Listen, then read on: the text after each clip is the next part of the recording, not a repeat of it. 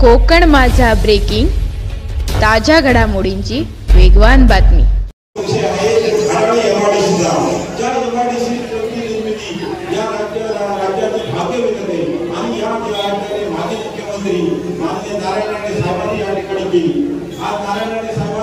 जोडामार तालुक्याची निर्मिती केली। जोडामार तालुक्याचे जनक जर कोण असतील तर माझे नारायण आहे आणि नारायण साहेबांनी या ठिकाणी एमआयडीसी निर्माण केली आणि एमआयडीसी मध्ये वेगवेगळे प्रकल्प सुरू होण्यासाठी प्रयत्न केले। आढळच्या ग्रामस्थांचे मी आवाज व्यक्त करतो। आढळच्या ग्रामस्थांनी त्या ठिकाणी शोकशीने त्या ठिकाणी आणि एमआयडीसी व्हावी म्हणून त्या ठिकाणी जमिनी दिलेल्या आहे। वाटाघाटीने त्या ठिकाणी एमआयडीसीने त्या ठिकाणी जमिनी घेतल्या, त्यांच्या जमिनी दिल्या, त्या ठिकाणी आघाडी एमआयडीसी उभी राहिली। एमआयडीसी उभी राहत असताना संपूर्ण भाग तो साहेब डोंगराळ परिसर होता।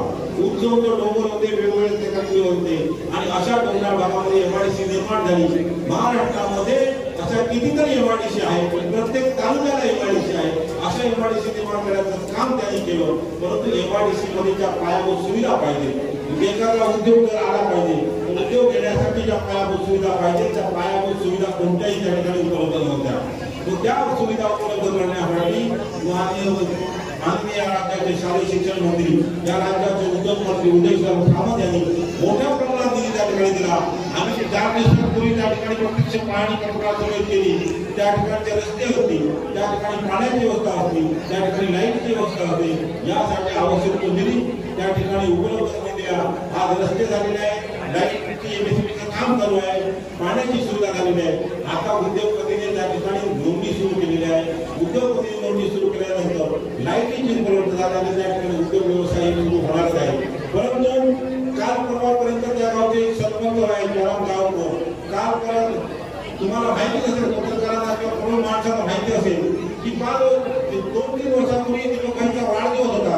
मोठ्या तरुण भारतच्या पेपरला एक सरकारकडून लेख आला होता दीपकभाईच्या वाढदिवसावर। त्याचे खाली लेख पण होते, मला गावकर होते। तो लेख तुम्ही वाचला असेल की दीपकभाईने काय केलं, दीपकभाईने एमआयडीसीसाठी कसं प्रयत्न केले, दीपकभाईने उद्योग व्यवसायासाठी कसे प्रयत्न केले, हे तुम्हाला त्याच्या ठिकाणी वाचायला मिळते। मी नाही सांगत आहे, तुम्ही काळात एक पुरवणी वाढदिवसाची त्या वाढदिवसाच्या पुरवणीमध्ये त्या ठिकाणी जो लेख होता, लेखकाचे लेखक होते मला गावकर होते। आज असं काय झालं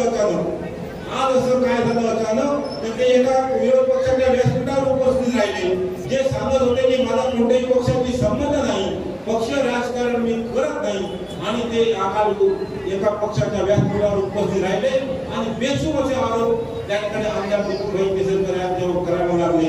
असं कोणतं गणित घडलं की एक अचानक नागरिक अचानक या ठिकाणी झालं। ज्याप्रमाणे एका रात्रीचे पक्ष बदलतात, सकाळी एका पक्षामध्ये, संध्याकाळी एका पक्षामध्ये, दुपारी एका पक्षामध्ये असतात, अशा माणसाच्या संगतीला गेल्यानंतर असं होणार याचं मला काल प्रचिती आली। कारण ती संगतीचं फळ आहे आणि त्या संगतीच्या फळामध्ये काल परवापर्यंत मी सर्वपक्षीय सांगणारा माणूस अचानक व्यासपीठावर जाऊन त्या ठिकाणी त्यांचे गुणगौरव करायला लागला। हे संगतीचं फळ आहे, हे संगतीचं फळ तुम्ही मात्र लावून घेऊ नका, कारण हे संगतीचं फळ अचानक वाईट असतं। अनेक माझ्या मित्रांना या ठिकाणी पाहिलं असेल, अनेक माझे मित्र जे माझ्या मित्र पक्षामध्ये आहे ते आज सांगताय आम्ही होतो संगतीमध्ये, आम्हाला सुद्धा ती संगत अशी दडली की आज आम्ही खूप अडचणी आलो, असं सुद्धा ते सांगतात। ही अडचण तुमच्यावर येऊ कामा नये याची तुम्ही दक्षता घ्या। आणि मी सांगू शकतो की एखाद्या गावचा एक सरपंच आहे, गावातील वेगवेगळ्या योजना आहे, त्या योजना राबवायचा विषय आहे, त्या योजना राबवू शकत नाही। आज तुम्ही त्याला पाडळीच्या धनगरवाडीमध्ये करा, धनगर बांधवाची घरं किती आहे, आज घर आपल्याला जायला रस्ता नाही आहे।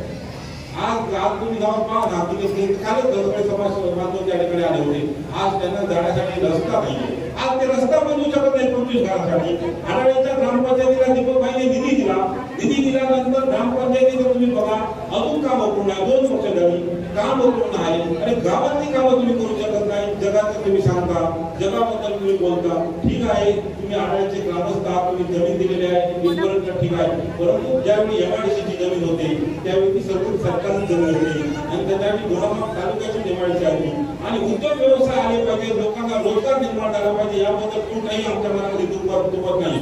रोजगार निर्मिती झालीच पाहिजे। मी काय म्हणेन, आमदार आमदार जर दीपक केसरी होते दीपक केसरीची आमची जबाबदारी आहे.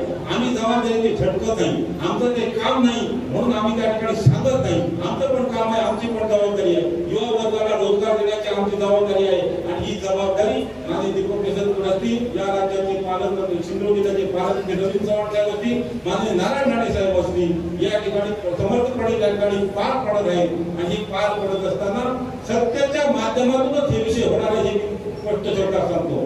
प्रभावाच्या विरोधात जाऊ, प्रभावाच्या विरोधात जाऊन ही कामं जर होत होती अशी कामं होणार नाही याची सुद्धा त्यांनी या ठिकाणी नोंद घ्यावी. आणि सत्ता ही महायुतीची होणार आहे आणि त्या ठिकाणी एमआयडीसी सुद्धा चालना देण्याचं काम या ठिकाणी होणार आहे. याबद्दल सुद्धा आमच्या मनात शंका नाही. त्याबद्दल या ठिकाणी त्यांनी मुद्दा बोललेलं बरं, कारण विषय असा आहे योजना का एखाद्या आधी योजना आल्यानंतर त्याचं परिपूर्ण कसं करावं याचं ज्ञान ज्यांना आहे त्यांनी त्या विषयावर बोलावं अशी विनंती करतो. पुनश्च एकदा तुमच्या सर्व लोकांचे या ठिकाणी मी धन्यवाद व्यक्त करतो की थोडक्यात सांगतो हजारोच्या संख्येने या ठिकाणी उपस्थित राहिला त्याबद्दल तुम्हाला धन्यवाद व्यक्त करतो. थोड्याच वेळात या ठिकाणी मंत्री महोदयांचं आणि नारायण साहेबांचं आगमन होणार आहे. तरी या ठिकाणी त्यांचं मार्गदर्शन काय त्याबद्दल माझं या ठिकाणी मार्गदर्शन ऐकून घेतलं त्याबद्दल सर्वांना मी धन्यवाद व्यक्त करतो. जय